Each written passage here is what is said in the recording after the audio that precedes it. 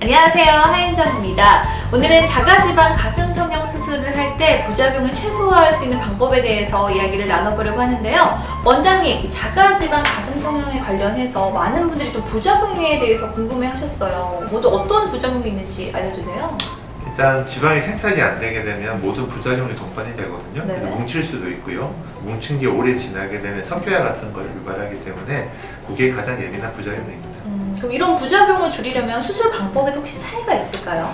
일단은 생착률을 높여야 된다고 생각을 하시면 돼요. 생착률을 높이기 위한 방법으로는 지방을 채취할 때 지방 자체의 손상을 최소화하면 될 거고요. 네. 그 다음에 이식을 너무 많이 하지 않으면 됩니다.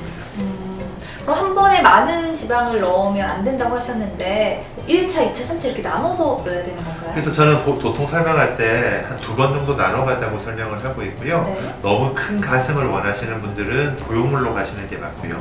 적당한 정도의 가슴, 한 컵 정도의 가슴을 바랄 때는 2번에 나눠서 주입을 하는 게 맞습니다. 그럼 2번에 나눠서 하면 비용도 뭔가 2배가 되고 이런 거 아니에요? 그렇지는 않아요. 그래서 이제 우리 1차는 조금 더 비용을 많이 받고요. 2차 네. 때는 조금만 해서 진행을 하고 있는데 아니면 하나로 생각을 해도 돼요. 2차까지 하신다고 하면 하나의 수술로 생각을 해서 같이 비용을 받기도 합니다. 그럼 만약에 예를 들어서 A컵에서 F컵으로 만든다고 하면 어느 정도 지방이 들어가는 건가요? 이론적으로는 가능한데요. 네. 이제 지방으로 이제 그게 바로 너무 큰 가슴을 원하는 경우죠. 그래서 그 지방은 모래알이에요. 네. 많이 넣으면 많이 넣을수록 옆으로 퍼져요. 근데 퍼진 가슴이 예쁘지는 않잖아요. 그렇죠. 그래서 적당한 정도의 가슴을 할 때는 지방이 맞고요. 그 F컵 정도로 큰 사이즈를 원할 때는 이제 옆으로도 커져야 되지만 높이도 커져야 되거든요. 그래서 높이를 커지는 거는 실리콘 보형물을 따라갈 수가 없어요.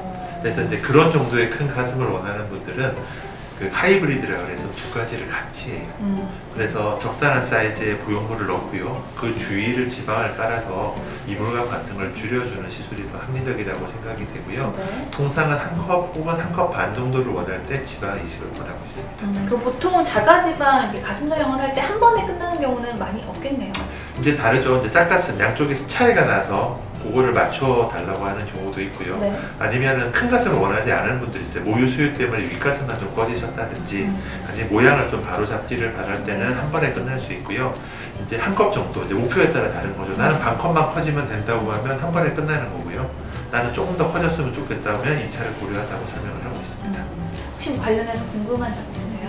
가슴 운동을 해서 좀 근육이 많으신 분들 수술 전에 좀 운동 좀 줄이는 게 좋을까요? 크게 상관은 없을 것 같아요. 뭐 가슴 여성분들은 남자들만큼 가슴 운동을 한다고 해서 근육이 발달하지는 않잖아요. 그래서 뭐 가슴 근육이 좀 있다고 하더라도 그 위에 지방을 까는 개념이기 때문에 오히려 근육이 발달하는 게 지방 생착에 도움을 줄 수도 있거든요. 이제 근육이 발달했다는 거는 혈관이 발달했다는 말이고 혈관이 발달해 있으면 지방으로 가는 영양분이 많다는 얘기입니다. 네. 그래서 오히려 근육이 발달한 게 지방 이식에는 도움을 줄 수 있습니다. 그럼 만약에 가슴이 납작한 분들의 경우에는 지방이 좀 넣기 힘들 수도 있잖아요. 그럴 경우에는 어떻게 하죠? 이제 말 그대로 방이 작은 거죠. 네. 우리가 농사를 지어야 되는데 그 공간이 부족한 거예요. 그래서 어떤 분들은 200cc 이상을 넣을 수 있는 분들이 계시고 어떤 분들은 100cc만 넣어도 방이 꽉 차는 분들이 계시거든요.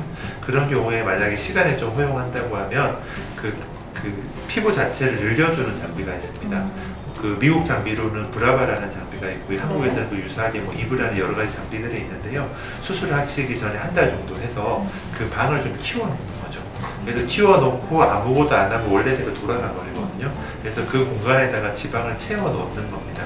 그래서 하시기 전에 한 달 정도 해서 공간을 좀 늘리는 작업을 하고 지방 이식을 하면 생착률도 더 올라갈 수 있습니다. 그럼 마지막으로 자가지방 이 수술을 고민하고 계시는 분들에게 한 말씀 해주신다면요?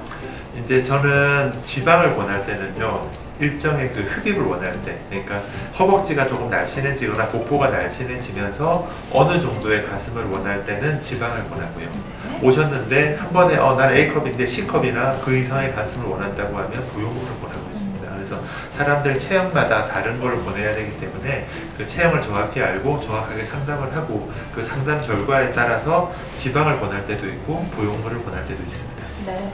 오늘 이렇게 부작용을 최소화할 수 있는 수술 방법에 대한 이야기 나눠봤습니다. 혹시 영상 보시면서 궁금한 점 있으시면 댓글 남겨주세요. 저희가 다음 영상에서 해결해 드리도록 하겠습니다. 유진 성형외과 구독 많이 눌러주시고요. 좋아요도 많이 눌러주세요. 그럼 저희는 다음 영상에서 인사드릴게요. 감사합니다.